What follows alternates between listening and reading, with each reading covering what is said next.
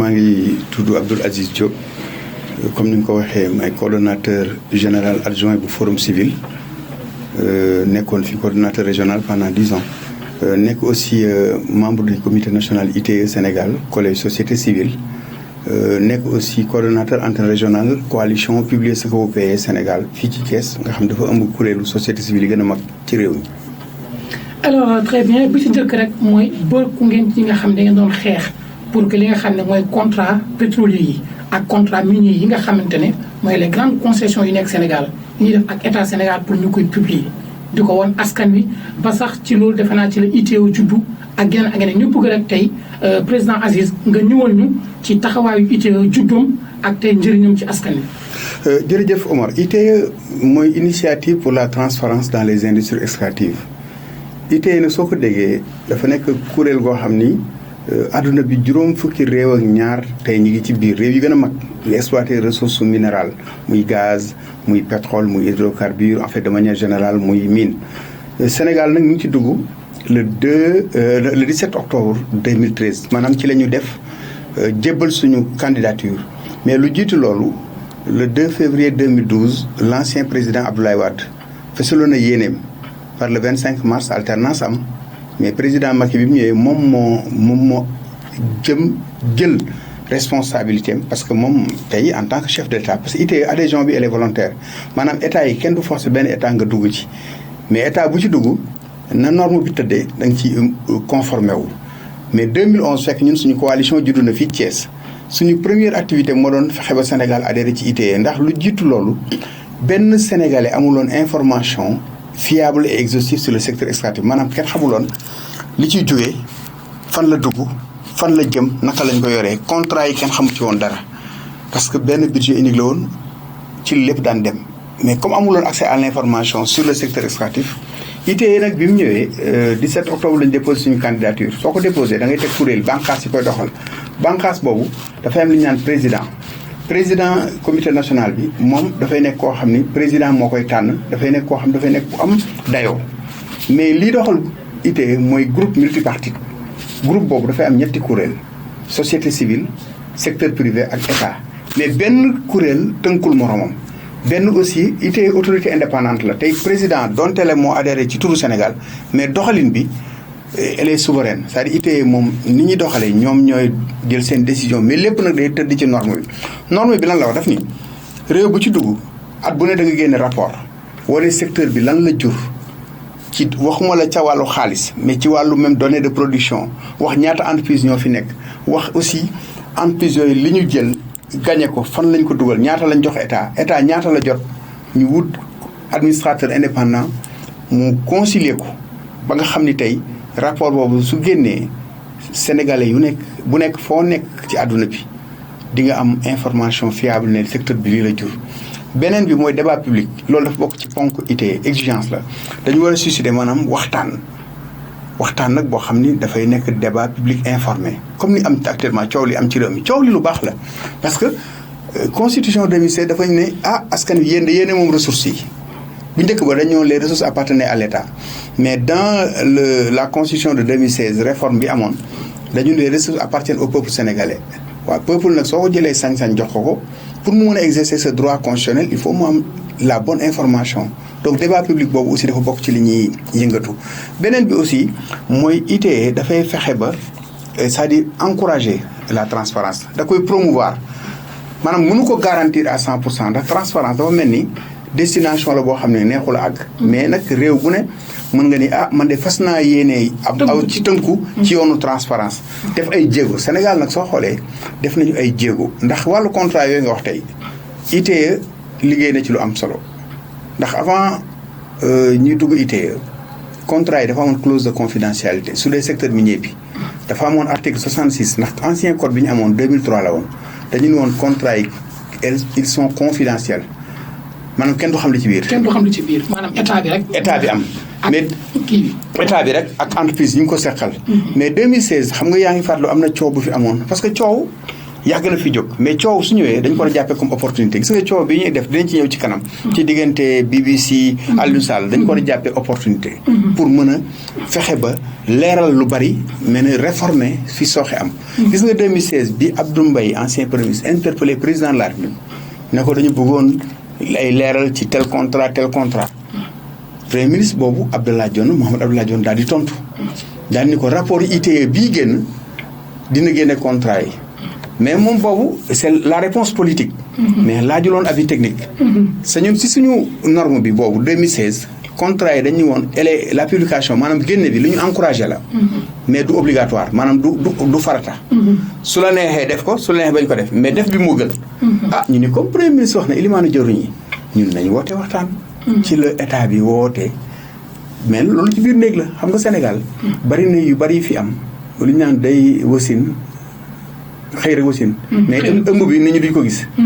fekk boobu ñun waxtaan nañ suñu biir daal ni comme état moo wax ne rapport ITIE dina génne contrat yi sa contrat yi ñun tënk nañ suñu rapport ba pare nañ woo chambre des mines état na woo chambre des mines ñu waxtaan fexe bi ñu déclassifier contrat yi bi ñu waxtaanee waxtaan bu gaaw la. ndax ñoom ñëpp dañ ci d'accord xam ni comme Sénégal dugg na ITIE léegi dañu woon lii lu encouragé la ñun nañ ko daganal def ko farata. ci la ñu génnee au moins beaucoup de contrats ba pare mieux. bi ñuy réformer code minier 2016 bi léegi dañ ko institutionnaliser ndax dañ ci def article 95 adhésion au principe de l'ITIE xam nga ITIE dama la dugg coobarewu la. donc tey beneen président bu ñëwoon mënoon na ni ma daal Macky Sall moo ko defoon man dama ciy génn mais léegi mënatul nekk. fexe nañ ba dugal ko ci biir code bi. mieux contrat yooyu ma la waxoon article 66 boobu dafa tëb. article 117 léegi moo ko wuutu maanaam tous les contrats miniers sont rendus publics. contrat pétrolier article 17 ak 34 moo ni tous les contrats dañ ko war a rendre public. donc foofu moom am na fa lu am solo loo xam jën mais mieux en 4 ans de mise en œuvre dañ lay xayma bi nag dafa am ñeenti ponk dañ naan réew mi de deful benn progrès benn jéego aucun progrès. beneen bi ñu ni progrès inadéquat maanaam progrès daal dëppoo li ñu séentu. troisième niveau bi ñu ni progrès significatif def ngay kii mais ba léegi des na. quatrième level bi mooy progrès satisfaisant ndax 33 exigences la woon ñun ci ñeenti at 33 yëpp matal nañ ko. mais li ma la wax ne la ITIE norme bi nag jëlul toute la chaîne de valeur du secteur extractif ndax ñun fa ñuy xaatimee contrat yi. teewuñ fa. mais li ñu mën mooy jox ñu contrat ñu fësal ko mais naka lañ ko signé loolu ITIE duggagul foofu. donc bi ñu defee loolu ñu ne Sénégal am na statut de premier pays africain boo xam ne accomplir na ay progrès satisfaisants ci mise en œuvre ci doxalin bi xam nga tubaab. du la bund xatal. daf lay encourager maanaam tey nga jëm mu na la waaw góor. ngay yaatal ba pare di la pousse. léegi Sénégal donc dafa mel ni dañ ñu ko ci réew yi di mettre en unité daal yow daal gàcce nga waaw góor waaye nag des na. maanaam gën a góorgóorlu ndax transparence moom du mës a doy. ndax fu mu am dina indi jàmm dina indi yokkute dina indi koom-koom. muy 4e pays africain. mais bu yàggul Nigéria am na statut boobu donc statut moom loo xam ne mën nga ko am. suba nga ñàkk ko. par exemple tey Sénégal am na statut bi tey ci évaluation bi ñu def validation 2017 mais 2021 la ñu war a valider waat. li ñu war a def mooy fexe ba loolu ñu defoon amoon 2017 2021 ñu weesu foofu. mais suñu delloo gannaaw rek mooy wane ne échoué nañ donc ñun moment bi coow li am ñun ñu ngi continuer di xool naka la ñuy def. ba transparence gën a lalu si suñu réew parce que comme ni ma ko waxee am na coow lu am fan yi coow loolu ñun laata muy jóg commencé woon nañ jël matuwaay. gis nga rapport ITIE 2014 souvent ñun suñu rapport yi nit ñi même muy presse bi muy opposition muy pouvoir muy même société civile duñ ko utiliser comme ni ñu ko war a jëlee dañuy jël rek voilà dañuy maanaam li ci biir ñun dafa am partie boo xam recommandation la ñun nag foofu mooy laytaayu rapport yi parce que rapport bi dañu naan génne na lii mais recommandation yi mooy dañuy fàggandiku dañuy prévenir dañuy alerter 2014 président de la République moo xaatimoon préface su ITIE lii am tey ñun gisoon nañu dina ñëw ndax du woon xayma du woon gisaane mais dañuy xooloon suñu texte dafa amoon sooxe amuloon tey loi sur les conflits d'intérêts de portée générale maanaam conflit d'intérêt ba léegi Sénégal amul loi bi ci am ci code minier beeg code pétrolier bi dafa xaw a tënku dañu ne rek agent yi nekk service des mines wala fonctionnaire yooyu dañ ko waroon yaatal képp ku nekk ci biir état conflit d'intérêt loi boobu dal sa kaw beneen bi ñu ni la question des cessions et transferts mooy wëlbati yi li Franck Timis def cession mooy Omar Sarr tey man tey courtier la wala tey homme d'affaires la wala tey mën nañu sax li ñu naan les juniors ma gis ni réew mi ma dem fexe ba wut am permis d'exploration dem ba xam ni peut-être gis nañu ma wëlbati ko jaay ko major yi xam nga loolu diggante timis BP loolu la ñu naan cession ak transfert mais parce que ci suñu texte yi amuloon benn lu ko tënk lu ko réglementé maanaam ne nii la war a jaaree. pour mën ko encadrer ba nga xam ni yu bëree bëri du ci mën am. mais loolu bi ñu ko waxee président bind daal ni rapport ITIE bi de génn na ay recommandations. waaye man njiitu réew mi. maa ngi wax ni loolu la terminé il urge maanaam lu jàmp la. maanaam tey réglementation ci wàllu contrat yi ni ñu koy joxee nañu fexe ba mu nekk loo xam ne li à la lumière des meilleures pratiques internationales maanaam àdduna wërngal kap les meilleures pratiques na ci Sénégal inspiré wu. xam nga semaine bi passé rek président mi ngi koy wax keroog nee na man dama yàgg a wax ni contrat yi nañu fexe ba ñi koy négocier nañu am à côté de ay borom xam-xam. parce que Sénégal dafa am déficit en ingénierie contractuelle am na ñuy fonctionnaire yu baax am na ñuy bëgg mais tubaab bi suñu ñëw di négocier. dañuy àndaale seen caay-caay. ak caay-caay ak aussi dañuy indaale équipe pluridisciplinaire maanaam façon borom xeetu xam-xam bu ñu am ci wàllu contrat dañ lay indaale. nga xam ni suñ ko xasee ba signé loolu la ñu naan les clauses de stabilité contrat bi laalaat ko dootul yomb renégocier ko du yomb. sa banque africaine de développement dafa am li ñu naan la facilité juridique de la BAD. loolu pour réew yi néew doole dañu leen accompagner. banque mondiale am nañu groupe de soutien boobu mais souvent suñu état yi africains yi du ñu bëgg loolu parce que ñooñu suñu ñëwee. du am ay bonus de signature du am ay pots de vin du am yu ci suuf yu sew. parce que ñoom lépp day leer. souvent du fa am. parce que bi affaire u Panama Papers éclaté tubaab yi ñu gis que ni àdduna bi chaque année dina am 1000 milliards de dollars de pertes. ci flux financier illicite mooy guerre. évasion fiscale. corruption concussion pantouflage yu mel noonu. Afrique rapport Thabo Mbeki bi ñu ko jëlee le groupe de haut niveau. daf ni 50 milliards de dollars la Afrique di perte ci ressources naturelles par ci wàllu xaalis bu luubu mais tubaab ñoom mbir su amee dañuy taxaw mën nañ ko naqarlu mais naqarlu bi daf jëf da ci war a toog moom lañ naan il faut passer de l'indignation à l'action maanaam soo naqarloo pare léegi nga jëf xam lii fan la jógee ak nan laay def ba dootul am xam nga tey ñu ngi mel ni fii ñu toog bi yoo xamar suñ toogam da chagre rek ndox di génn di dugg fii ci biir studio bi yow ak man yëpp ñu commencé jël suñu siwo di as di tuur ci biti ndox mi dina génn de mais mën nañ fi toog fii ba déwén di as tant que demuñu xam cause profonde bi maanaam fan la fuite bi amee fan la source bi jógee nan la ñuy def ba arrêté ko ba lii dootu ko am loolu mooy wax ji rek xam nga Sénégal fi ñu toll ñëpp a ngi wax way ñi naan sama 400 000 ñi naan la franc mais lii wax ji mooy fexe ba lii lan mooy waral li am lan la ñuy def ba lu mel ni dootul am comme ni nga waxee sànq nañu fexe ba wàññi ger bi wàññi luubal bi wàññi yi nga xam ni tey pratiquement gënul sur les meilleures pratiques lu gën a leeral voilà donc ITIE comme ni ma waxee vraiment fexe na ba tey Sénégalais am accès à l'information donte la nag amaguñu une loi sur l'accès à l'information au Sénégal Sénégal am na ay réformes yu bari yu ñu def par exemple maa ngi koy wax sànq conflit d'intérêt amul mais am na loo xam ni jéego bu mag la say dinaa ko wax ci sa micro peut-être loo xam ni yow dinañ ci gën a waxtaanaat fii ak ay weer di nga gis que ni am na innovation bu war a am bu mag ci Sénégal mais ci réew yi nekk ci ITIE yëpp loolu la ñu naan la propriété réelle exigence 2.5 la xam nga norme bi dafa évoluer 2016 contrat yi ne woon naa la elle était encouragée mais léegi norme 2019 bi ñu ngi ko révisé le 17 juin à Paris bii passé les contrats yi obligation la mais Sénégal foofu mën nañu nous sommes en avance sur beaucoup de pays par exemple réew mel ne États-Unis génn na ITIE ndax bëgguñu woon parce que ITIE comme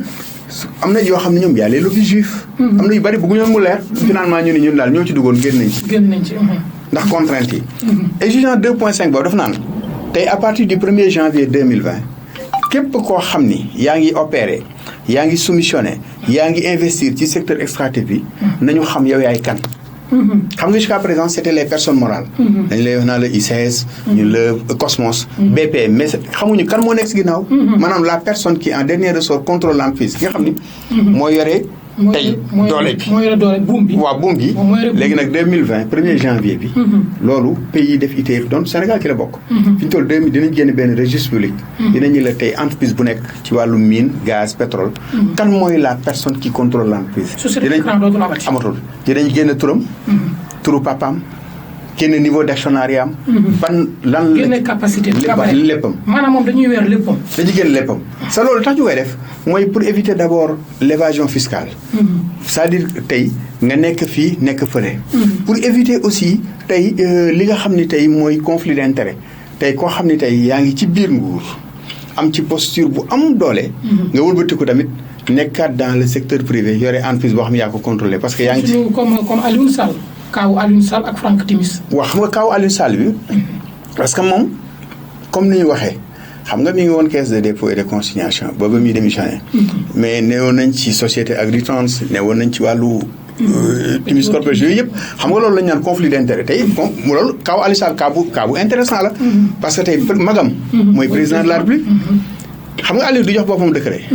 kan moo am xaatimu sañ-sañu wala prérogative bu signer décret kenn rek la. ndax tey dama koy leeral gis nga circuit contrat yi boobu. ñeenti acteurs rek ñoo ci intervenir su dee secteur minier. ministère des mines la de la géologie ak direction technique am. ñoom ñooy taxaw saytu xool ndax kii am na capacité def rapport. mais dañuy laaj xalaatu ministère des finances. ci wàllu lan la ci réew mi am ci wàllu finance ci wàllu fiscalité ci les questions douanières mooy exonération yi suñu paree ba lépp dem mais ki nga xam nag moo am sañ-sañu xaati muy convention muy président de la République kooku moom mooy approuvé en dernier ressort mais su ko approuvé premier ministre dafay contresigner comme ni Abdou Mbaye comme les premiers ministres amatul dina amaat changement ci wàllu processus bi su dee wàllu pétrole ak gaz Petrosen mooy négocier pour le compte de l'État du Sénégal. Mais Petrosen mi ngi dépendre ci ministère du pétrole. léegi laaj ministère des finances président de la République mooy yaa ngi gis contrat bi Total signé woon ak État du Sénégal. c'est suy mi Thierno Alassane Sall xam nga coow loolu ba léegi kenn vidéo gu ko. Thierno dafa démissionné dañ ko daax. l'un dans l'autre c'est pas important. li ci amoon solo mooy contrat boobu dans quelles conditions lañ ko signé. parce que foofu suñu xoolee. précipitation bi ñu def ci benn bis kii dem na démissionné wala dàq nañ ko. premier ministre bi nga xam ne moo waroon contresigner assurer l'intérim. ba pare defuñu sa passation de service. jotaguñu sax def moom mu introduire dossier bi ñu signé ko le même jour et puis toog at doon ko génnee. xam nga yu mel noonu souvent. soo gisee secteur bi dafa laaj confiance. confiance entre les citoyens et les gouvernants. confiance entre les citoyens et ces multinationales mais confiance aussi entre les différents acteurs mais confiance pour mu am il faut mu lépp leer donc léegi foofu xam nga wax naa la circuit boobu mais xoolal assemblée nationale comme nee nañu ressources yi peuple bee ko moom représentant du peuple yi xamuñu contrat bi jaar assemblée man sax gëm naa ni même su fa jaaroon du am njariñ xamul tax. assemblée bi amuñu technicité bi. amuñu majorité mécanique la. assemblée bi majorité mécanique bi ñu ko composé c'est un personnel politique. absolument et puis lu fa demoon. dañu naan loi bi ñu indi makkee ko indi du ma sax xalaat damay voté. la preuve. gis nga ci biir campagne bi le 24 janvier 2019 avant ñu dugg campagne ci le 2 ou le 3 février ñaari loi yu am solo yoo xam ni Sénégal xaatim na ko bi ci jiitu mooy loi sur le code pétrolier xam nga code pétrolier bi ñu amoon. dafa yàggoon 98 la woon boobu réew mi dafa nekkoon réew moo xam ni kenn benn investisseur nangu fi ñëw c'était un code incitatif il fallait ñu xëcc mais code bi ñu am léegi nag c'est un code plutôt avec beaucoup de réformes mais le pays a changé de paradigme maanaam tey réew mi dootul réew mu ñuy seet mais li ñuy seet mi ngi fii donc code boobu jarloon ñu koy gaawtu code minier bi 2003 la woon Sénégal perte ci wàllu exonération fiscale 2005 ba 2012 nee nañu 400 et quelques milliards mais loolu sax mënoon na ko nangu mais 2016 bi ñu koy jag-jagaatal dañu cee boole acteurs yëpp waxtaane ko pendant 1 an 2 ans ba ñëpp dugal seen kàddu ñu door ko valider. mais code pétrolier bi président dafa joxe ndigal le 12 juin 2018 bi mu wootee Diamniadio concertation sur la loi sur la répartition des revenus jox ndigal président li mën mooy jox ndigal. joxe recommandation instruction le ministre du pétrole bi fi jógee ne ko na nga ubbi processus de révision bi acteur bu ci war a am xalaat na ci dugal xalaatam. nañu def ay concertation décentralisée nañu fexe ba dem ci gox-goxaan yi pour ñu dugal seen kàddu par exemple tey fu mel ni Kayar. fu mel ni Guet Ndar napp rek lañ doon def. ñooñu tey c'est sûr que su gaz bi ñu ko commencé exploiter la pêche. c'est-à-dire dina impacter sur la pêche xamuñ nag à quel niveau. mais autour de la plateforme kenn dootu fa napp. jën yi dina disparaître donc il faut que ñu am activité alternative waa léegi.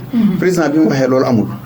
ñu gaawantu le 24 février voté code bi bi ñu koy voté à l'Assemblée député yi fa nekkoon matuñu fanweer ñu boole koog loi sur le local content xam nga loi yi mel noonu assemblée bu am 165 députés ñu voté loi boo xam ne fanweeri député voté wuñ ko xam nga kooku dafay poser problème d'abord de légitimité de légalité ensuite nit ñun nañ dañ ko wax code pétrolier c'est un code du gouvernement sénégalais mais pas du peuple sénégalais parce que ñu ko tëgg ay borom xam-xam lañu mais yaataluñ ko pour joxe maanaam amul benn démarche participative inclusive wax nga dëgg boo xam ne askan wi da ciy dugg ba ci biir ba xam li ci nekk li ci absolument alors beneen loi bi sur le local content loi bu am solo la boobu parce que loi boobu mooy nañu fexe ba entreprise tey yi nekk ci secteur privé national comme amuñu moyen wu pour def exploitation mais sous-traitance bi ñoom tey li am na ci beaucoup de métiers connexes yoo xam ni pétrole be gaz da koy jur nañ fexe ba jox ko entreprise xëyu ndaw yi nañ fexe ba aussi doomu réew mi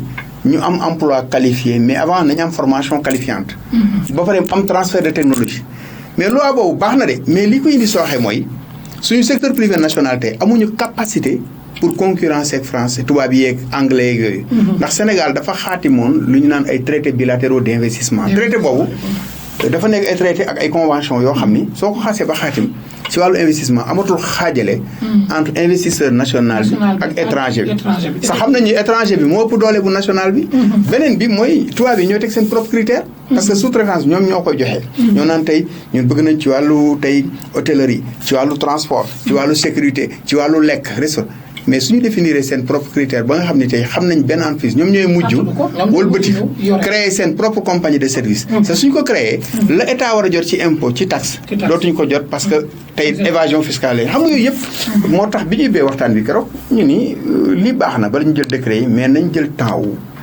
loi sur la répartition des revenus boobu loolu intéressé Sénégalais yi gis nga Sénégalais yi débat bi fi ñu toll c'est pas un débat technique c'est un débat citoyen effectivement c'est li soxlal Sénégalais yi les questions de gouvernance yorin bi naka lañ xaatimee contrat bi lan moo ciy juddu ban njariñ lay am ci koom-koom réew mi ak ci yokkute réew mi mais ay onshore offshore exploitation loolu c'est des aspects techniques loolu am na ñeneen ñu ko yeyoo mais débat bi nañ ko wàccee ci askan yi ba ñu mën ci dugal seen xalaat mais aussi ñu bañ ko def un débat politique parce que xam nga lu tax Omar réew mi dañu nekk ci à la croisée des chemins wéetatuñu su doon ñun dong la mën nañu suñu mbir mën nañu ko régler mais tey tubaab yi dugg nañu anglais yi dugg nañu américains yi dugg nañu sa réew mu am pétrole réew mu am gaz souvent conflit dafay gaaw a jutu parce que dafay am enjeu géostratégique am enjeu géopolitique am enjeu sécuritaire moo tax tey dama naan tey li ëpp solo mooy fexe ba tàppe xol yi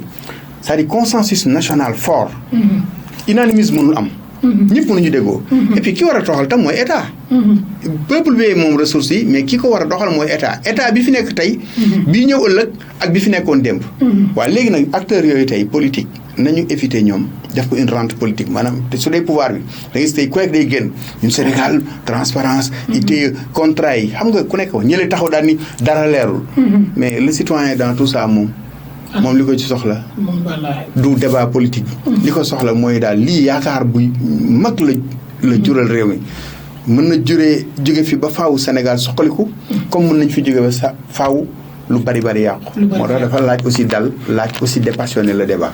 Très bien mais bi coow Aliou Sall ak Franck Timis génne ginnaaw reportage u BBC gis nañ ñu bëri yëngu ci wàllu pétrole wax maanaam ñi siy yëngu les acteurs ku mel ni Petrosen ki fi yoroon Petrosen di Serigne Mboup l'actuel DG de la SAR génn na wax ñu gis fi tamit yeneen kàngam yoo xam ne ci wàllu pétrole ay experts ñu def ay forum mais tey création wu COS-Petrogaz ak invite bi nga xam ne Macky Sall invité na ko opposition ak société civile ci wàllu transparence ñu ñëw fekk si COS-Petrogaz forum civil naka la ko gisee.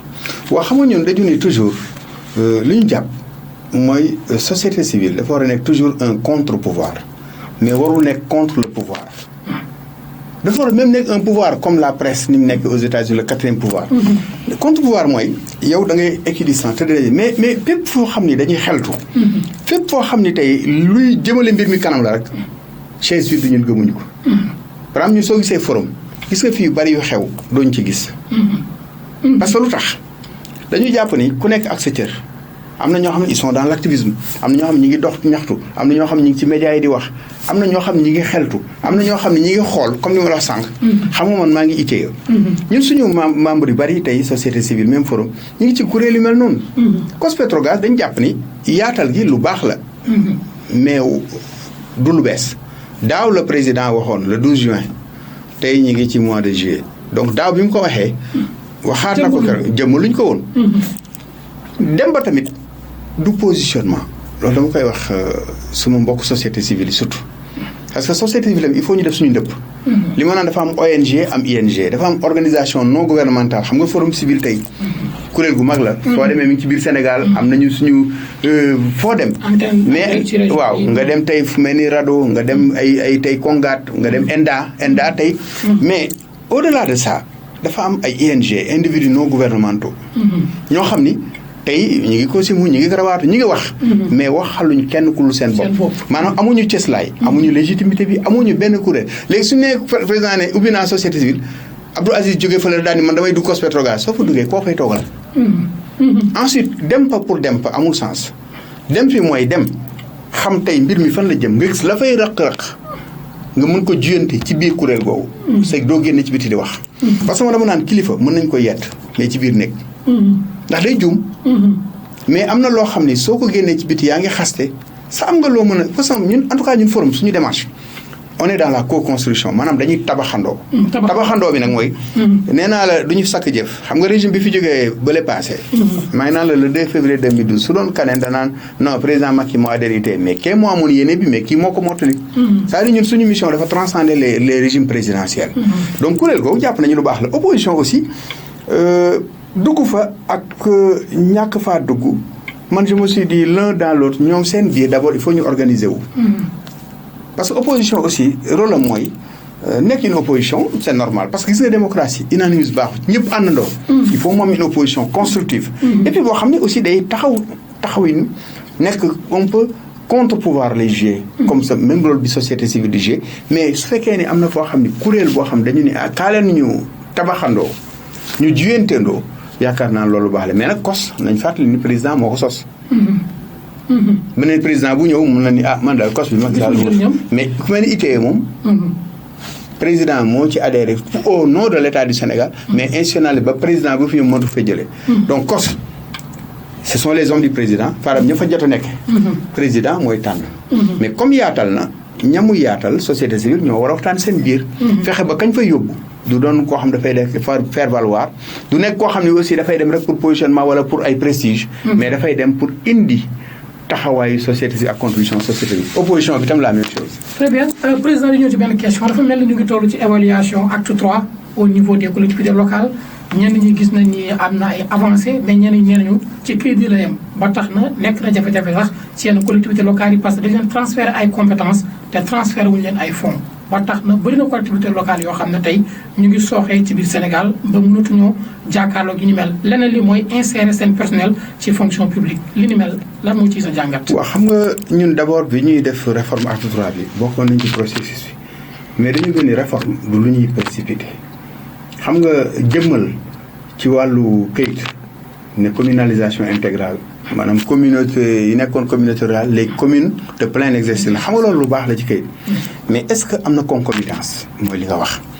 jébbal ay compétences collectivité locale lu baax la et loolu dafa bokk ci li parce que dafa nekk ci par exemple tey politique territorialisation des politiques publiques il faut que tey Sénégal soo demee dëkk yi développé yëpp dañu miser sur la décentralisation mais aussi boole ci ay moyens beneen bi comme wax nga ko mooy problème collectivité territoriale yi souvent du problème de ressources financières problème la gaa amul concomitance mais aussi problème de ressources humaines parce que tey su dee maire bi dafa ñëw ñun dañuy waxoon avant acte 3 bi ñuy def élection 2014 ne nañ ci dugal ñaar maire bi nañ koy élire au suffrage universel en fait direct au suffrage direct c'est-à-dire bu mu jaar ci conseil municipal yi il faut que kii laaj nañu xam kii mooy nekk maire beneen bi nañu fexe ba maire bi suñu ko falee su defee 3 mois na def li ñu naan déclaration de politique locale ni premier ministre daan defee déclaration de politique générale suñu falee gouvernement bees daan nii man kat gouvernement bi fal nañu tabb nañu fii lañ fas yéenee jëm nii lañ fa fas yéenee jëmee dañu moom loolu aussi nañ def DPL ndax li ñu gis dans la pratique mooy maire bi suñu ko xasee ba falu lay doon d'abord première chose moom xamul lan mooy mission deuxième chose du am vision bari na ci maire yu bari soo xoolee pendant 1 an 2 ans signé état civil dem gàmmu dem ngénte lijjanti affaire du terrain dem c'est-à-dire du ñu am exactement le vrai rôle mission ba pare autour de du ñu am des ressources humaines yoo xam ne mën nañu doxal liggéey bi comme ni nga ko waxee donc acte 3 bi gis naa ne ñi ngi def tournée le ministre mais li ñu war a gën a xayma mooy évaluer surtout les limites bala ñuy dem ci phase 2 bi parce que phase 2 bi mooy pôles territoriaux yi Dakar tey dafa saturé Diamniadio nit ñi bu ñu xam ni c'est un pôle urbain c'est pas un pôle territorial économique pas vocation économique Diamniadio pôle urbain la boo gisee ñëw boobu ministère yeeg désengorgé mais pôle territoriaux dëgg mi ngi war a jëm ci gox-goxaan yi sa loolu pour mu am il faudrait que déjà li gën ëpp solo mooy wàllu infrastructure xam nga Sénégal tey dañuy jël ay dépenses non prioritaires xaalis bi ñu def ci terre bi tey nga gis tey mu bloqué suñu ko dugaloon tey ci désenclaver par exemple beaucoup de régions du Sénégal accès aux pistes de production fexe ba soqali gox-goxaan yooyu tey dootul am macrocéphalie c'est-à-dire réew mi yëpp dootul jaar ka nekk Matam ka nekk Kédougou dootul soxla ñëw Dakar ci lu bari mais li ñu gis que ni acte 3 bi tur bee fi nekk mais jëmm ji mais nag nañ ko waxtaane mais tout en mettant le doigt dans la plaie maanaam laal fi góom bi nekk bala ñuy dem ci phase 2 bi parce que turu réforme sur réforme amul solo beneen bi mooy maa ngi koy wax sànq secteur minier par exemple ñun du compétence transférée mais li ñu seetlu fonds de péréquation et d'appui aux collectivités territoriales xam nga état dafa am partie boo xam da koy jël muy 20% des redevances et des droits fixes war ko delloo gox-goxaan yi mais su ma la nee Omar article décret bi depuis 2009 lañ ko jël mais décret bi ñu mujjee jël 2015 mën nañu ni 2015 jël nañ décret 2017 ñu jël arrêté interministériel mais 2010 ba 2019 bi ñu nekk benn gox-goxaanu Sénégal bu jot sa wàll ci fonds de péréquation et d'appui aux collectivités locales amul talaata bi passé bi ñu wootee waxtaan à Diamniadio sur le local content man maa wax ci turu société civile mais dama def plaidoyer jëmale ko nag ci njiitu réew mi teg ko ci yar ak teggin teg ko tamit ci matuwaay yi nga xam ne jot nañ ko jël waaye ba léegi dafa des sa loolu ñun du suñu rôle moom laa xam ne la société civile dafay jël sax souvent rôle ay élus xam nga ñun duñu ay député duñu ay maire ñañu fal tey assemblée am na plus de 60 députés maires pourquoi loolu donte le gis nañu loi bi gis nañu décret bi gis nañu arrêté bi mais doo dégg benn député maire bu porté loolu à l'assemblée daal ni les fonds de péréquation comme ñun ñooy voté nañ ko dugal ci loi de finances rectificative wala nañ ko dugal ci la loi initiale ci jeex waaw problème c'est loolu 2014 ñun bi ñu demee préface ci rapport du président de la République waxoon na loolu donc ba léegi tey jotuñu xam nga loolu tam soo xelee ay collectivités locales abrité ay zones minières sa gisuñ ci benn yoon seen bopp par exemple damay jël toujours kaawu Ngoundiane kaawu Daara Khoudoss kaawu Kirène bi mais xoola Daara Khoudoss ICS ma nga fa GCO moom fa zircon bi mais tey ba léegi ñoom gisaguñu benn dërëm bu jógee ci rente minière parce que lépp day dem état sax profité gu ci parce que secteur minier bi tamit wax jee bari rek mais suñu dernier rapport 126 milliards la moins de 2% du budget ensuite emploi yi soo xoolee 0,27% de la population active la ça veut dire nekk buñu sax un pays minier sur le plan des hydrocarbures benn doomu pétrole gox dox génnagul gaz ak moom lañ fi commencé muy Forteza même suñu rapport bi 19 milliards yi nga gis yëpp 10 milliards yi bonus de signature la bu total joxe donc ça veut dire secteur minier bi tey si wàllu acte 3 bi man li ma gëmoon mooy tey donte le état transféré wul compétence yi mais nañ fexe ba maire yooyu di abriter zone minière yi ñu am ay convention locale de développement c'est-à-dire tey maire Daara Khoudoss maire Ngoundiane parce que je vois que Mbaye Dione moom mi ngi ci def ay jéego ndax moom dafa def ingénierie financière la mu fa fekkoon ci carrière yi fexe na ba moo ko wax nee na de 30 millions ba 300 millions yoo xam ne ñu ngi ko parce que am na ay niche mais loolu maire bi il faut mun am maire bu taxaw am xam-xam bi wala ñi ko wër mën a xam yan mooy opportunité suñu fexewoon ba def convention locale de développement tey gox-goxaan yoo xam jafe-jafe yi ñoo koy dund dinañ mën tey am ay taxes locales. fexe ba entreprise tamit di samp seen siège foofu. am ay impôts locaux yooyu yëpp ay gis nga man fan yii passé dem naa Ngagne Diouf. modéré fa benn forum. mais bi ñu facilité rencontre ak population yi ak entreprise GEFOS. mais GEFOS d'accord nañu seen siège ñu ngi ko yóbbu Ngagne Diouf. dans le département de Tivaouane ñoom nee nañu fa lañ koy def. et mieux parce que dafa am loo xam ni y a une dimension anthropologique. boo xam ni code bi jëlu ko. mooy population yi soo tëbee tëb ñëw rek bëgg leen fa jëlee yore kayit bu légal. sa population yi d'accord ñu ci. mooy indi fitna yi nga dégg ci dans les zones minières là. donc nañ fexe ba maire yi man acte 3 bi ne serait-ce que dans le processus d'octroi des contrats et licences donte le président la ministère des mines wala du pétrole. maire gox goxaan yooyu ñu am avis consultatif. maanaam tey bala may def dara tey Darou Khoudoss wala Ngoundiane naa ñëw ne maire bi. ñun kat am na entreprise nangam fas nañ ko yéen lan moo ci sa xalaat yow mais c'est pas un avis conforme maanaam tënkuñu mais sa xalaat soxla nañ ko. nañ ko dugal. donc yaakaar naa daal xam nga Sénégal aussi dafa am retard dans les réformes. par exemple la loi sur le domaine national. 64 la woon président demandé pour ñu def commission nationale de réforme foncière ana conclusion yooyu. kenn gisu ko. et puis code yi ñu def code minier code pétrolier. code de l'eau code forestier code yooyu baax na. mais il faut mu am un cadre de mise en cohérence code yooyu dañuy lëkkaloo ñu fexe ba code yooyu yëpp ñu mën a fexe benn cadre comme ni ma ko waxee ñu mën leen lëkkale. ba nga xam ne benn du ci tooxee en tout cas waxtaan moom. moo mën a jur lépp. sa waxtaan bi aussi nañu fàtte couleur politique. très bien bëri na tamit ci ñaxtu yéen sa bopp ci ñu koy wax muy chemin de fer Thiès. ñu gis ni les travailleurs sont restés 2 mois sans salaire ñu dund situation bu doy waar. ñu gis ni comme li ñuy wax rek dépenses yi fañ ko war a def wala yenn investissement yi dafa mel dañ koy jéggi. waaw xam nga chemin de fer moom dafa nekk ci patrimoine national du Sénégal sa réew yi développé yu gën a bari chemin de fer daf leen développé. soo xoolee tey dama ni la xam nga réew warul tënku si volonté wu benn nit man dama ko yàgg wax. président de la République bu mënti doon ba fi jógee ba fi ñëw bi fi nekk du ma laaka du yeneen nit la. mun na am gis-gis bu rafet nag mais gis-gis bi. na lalu ci xalaatu borom xam-xam yi. na lalu ci priorité population yi. dama la jox benn exemple rek ci terre bi tey volonté wu chef de l'État bi. xëy na am na ñu ci borom xam-xam mais ça profite à qui su fekkoon dañu laajoon defoon dama wax rek consultation populaire. waa Thiès bopp. waa Guinguinéo waa Diourbel. Tambacounda.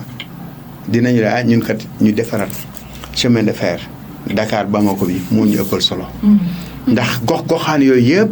comme ñu ngi jëm ci acte 3 da ngay anticiper. dinañ soqali gox-goxaan yooyu. c'est à moindre coût ndax la ñu def ci terre bi suñu ko defoon foofu. mënoon nañu dem sax ba yóbbu chemin de fer bi ba Matam. mënoon nañu ko yóbbu ba Ziguinchor yooyu yëpp ay gis-gis la. parce que 1200 milliards tamit. vraiment waroon na mën a mailler tout le territoire. mais tey li ñu gis cheminots yi la ñuy wax et à juste titre parce que ñoo xam ni soo xoolee depuis jamonoy colon yi ba léegi chemin de fer xëy rek parce que li ko rey mal gouvernance la rek mais du fatalité maanaam du ndogalu suñu borom mal gouvernance la ak yorin boo xam ni dafay nekk yorin boo xam ni baaxul mais yaakaar naa il n'est jamais trop tard pour redresser quand même mais nañ ko waxtaan ak acteurs yi ñu ko seqal rek. très bien président Actu Thiès dañ lay gërëm lan ngay tëjee. waaw li may tëjee mooy xam nga sànq da nga tàmbalee ci forum si man la li ñuy ñëw yéen mooy un Sénégal émergent comme on dit un Sénégal prospère un Sénégal stable un Sénégal suñu vision bi ñuy def barki dem ñu ngi jóge Saly conseil d'administration ñun li suñu rêve mooy suñu vision la de mooy un pays sans corruption parce que dañoo gis ni Sénégal 1990 ba léegi ñu ngi dans la zone rouge des pays les plus corrompus ñu ni woon depuis 2016 nañu am plan concerté parce que teg nañ fi OFNAC teg fi kii mais souvent su dee kuréel yi dañ koy teg c'est li ñu génne comme rapport ay recommandations ñi autorité politique ñi war a doxal wala judiciaire duñ ko du am suivi du baax ñun nag léegi jot na su doon fonctionnaire foofu lay tëjee Sénégal ren ñu ngi ci 59 ans 60 ans ci la fonctionnaire de retraité am nañu ñeenti président am nañu ñaari alternance démocratique mais pourquoi nous sommes toujours un pays pauvre très endetté ça veut dire que mal gouvernance de 60 à nos jours moo fi nekk ça veut dire quoi ay acteurs ñoo recyclé wu dans les c'est le même système mais il faut une refondation bâtie sur un système national d'intégrité il faut ñu teg réew mi ci ay valeurs pour que retraite moom dinañ ci dem sa duñu régler yu bari muy kër. muy yi nga xam ni mais comme nee nañu PSE horizon 2035 la xam nga 75 ans lay dañu am moment boobu. yàlla def xeewal feeñal fi ay xeewal. donc gëm nañ ni su amee yorin wu sell su amee consensus su amee nit ñi fàtte seen bopp jiital réew mi muy patriotisme d'abord. muy intégrité jub. muy compétence ñu seet ñi war a am xam-xam fu ne doxal ko loolu nag na jiite ñaar ñu jiite wàllu réew mi mooy le spirituel le temporel mooy njiitu ñi nekk ci état ak ñi doxal waaye aussi na nekk ci kilifa diine parce que réew mi noonu la tëddee. su fekkee ni ñoom jub nañu rek damay faral di wax sama mbokk yi ne soo dee imam. muy président de la République wala xalif général soo buggee foo kabar ñëpp ànd ak yow kabar jublul penku soo jubloo soowu.